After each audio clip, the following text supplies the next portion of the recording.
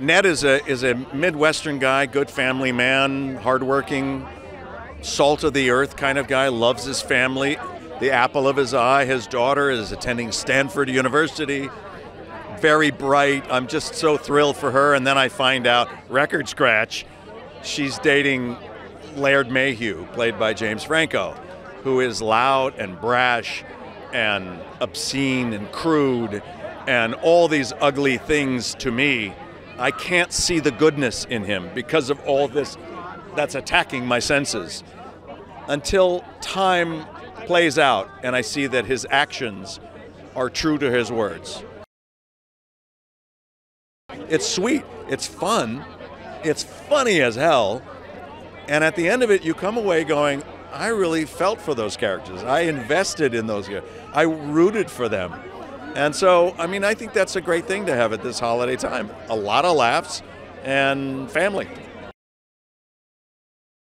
No, I do have a 23-year-old daughter, but so far, so good. Knock on a microphone. No, I haven't had any kind of like, oh my God, I hate this boy. What do? I hate this boy. It hasn't been that way, you know, where it's been just an all. But every dad has an image of how they want their children to live and be and the choices they make. And my daughter's very smart and she has really good friends, and so I haven't had that problem yet. Knock on microphone. I play like the creator of like a Snapchatty sort of app, and I'm a monster. I'm kind of a monster of a person, and I come in, I drive a self-driving car, and I'm one of Laird James's really good friends / kind of a monster, and I'm kind of a prick to everyone. I saw it the other night. It's really awesome. It's super funny, and they can expect me to be a dirty, dirty dog. Any fun plans for the holiday season? Yeah, I'm gonna go to Cancun. I'm shooting a movie right now, so I don't get to go for very long, but I'm gonna go for like a weekend, which seems insane. It'll be insane. I'm sure I'll just be exhausted, pounding margaritas, going like, this is fun, when actually I'm too tired to open my eyeballs, but I look forward to it. Bryan's Cranston's friend, you know, from college.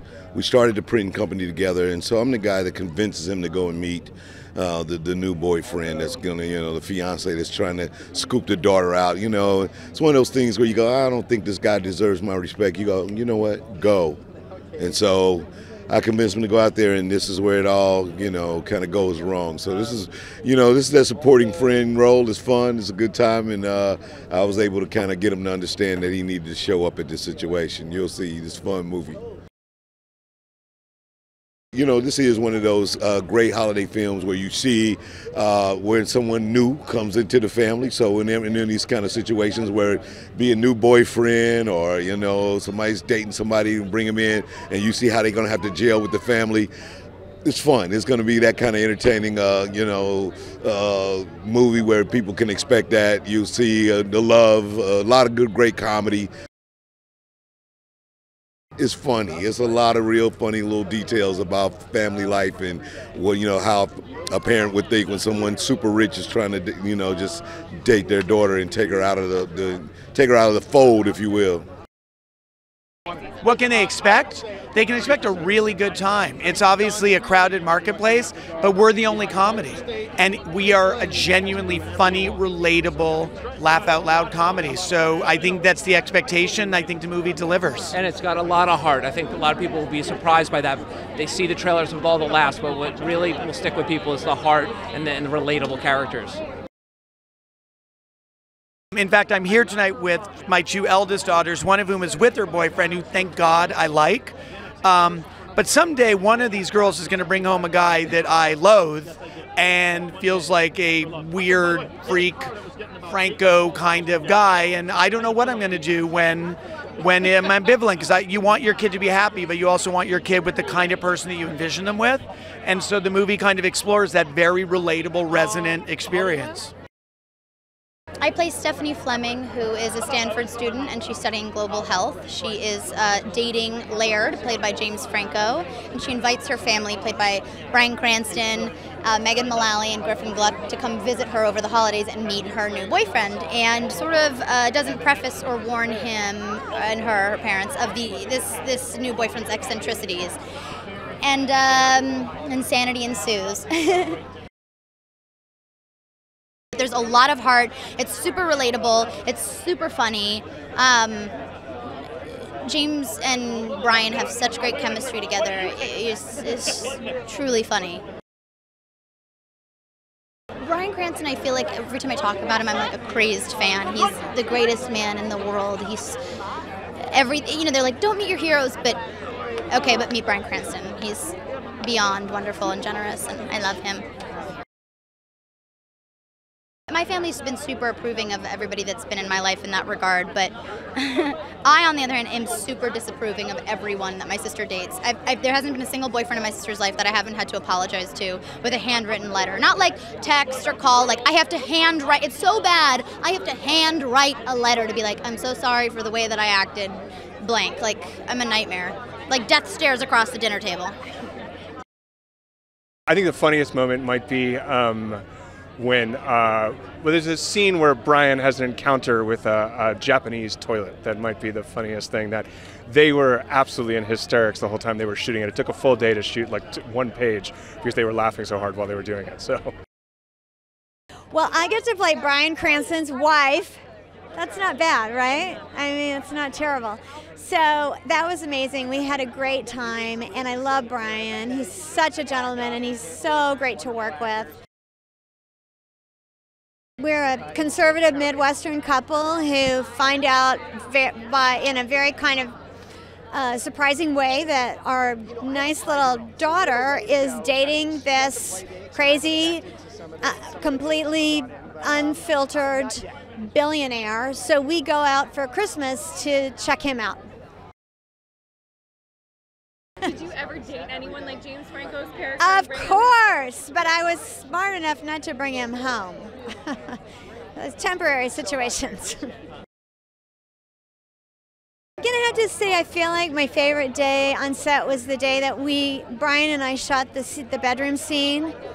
There's a scene in the movie where my character is loosening up a little bit. She's loosening up a little faster than Bryan, and she's under the influence, shall we say, and she's feeling a little frisky. And Bryan and I had so much fun doing that. It was largely improvised, and we just had a great time.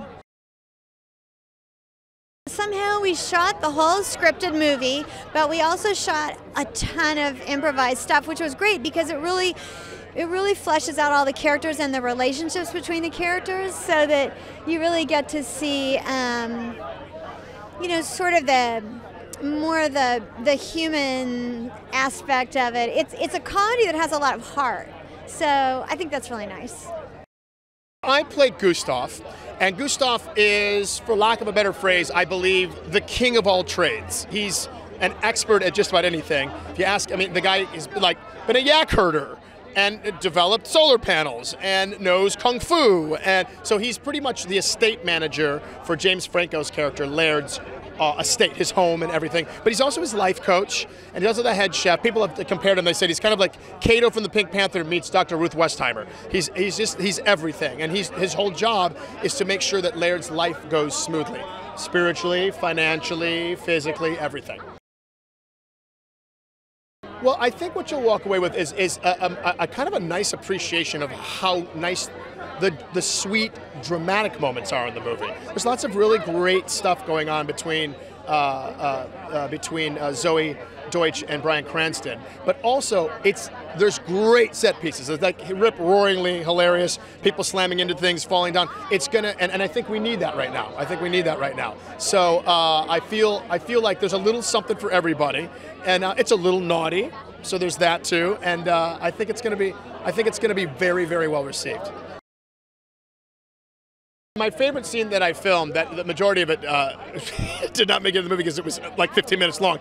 I think I was just talking about taking the family. Gustav was talking about taking the family out shopping for their Christmas gifts. And he goes on this long tirade about how he lived with the Maasai people of northern Kenya and how being a Jewish person, and also showing them how Hanukkah works in Africa. Like, I just went on this like crazy tangent, and they said cut. Everybody started applauding, which was weird. And then the director said, all right, we got to turn the cameras back around to everybody else because they were all responding to you while you were talking. Now we've got to get all of their reactions to your side of it. It was a big vote of confidence. It was fun. He's basically a big kid. He's very successful. He's very smart in some ways. In other ways, he never matured. He didn't have parents really around when he was coming up. He was successful at a very young age.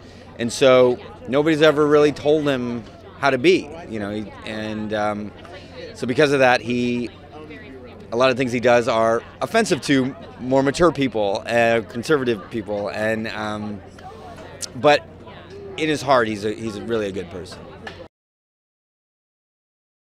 It really is about what it is to be a family, what it is to have an adult child and having to let her, you know, fly from the nest, and there are a lot of, I think, real important issues in the air. So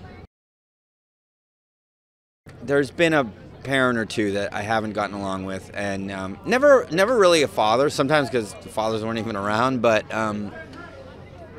there's been a mother or two that didn't like me, and I got to say that was the kiss of death. Like, if you don't get along with a mom, you're usually out. I play Scotty F, and not to give too much away, but he's a very business-savvy guy, kind of likes to follow in the footsteps of his father. Definitely speaks his mind even when it's definitely not the right time to. And he's just kind of all around like a goofy guy. It was probably, not even exaggerating, probably one of the best experiences of my life. And that's straight out, like, that is probably one of the best experiences of my life. Bryan, Zoey, Megan, Keegan, I mean, everyone who I worked with was so nice. I was the youngest one, but they kind of treated me like I was older, especially when it came to some of like the cruder jokes. Like they did not hold back at all, which I loved, and it made it just kind of a better time. What can fans expect when they go to see this movie? I think they'll get a lot of laughs and some heart and some unexpected moments.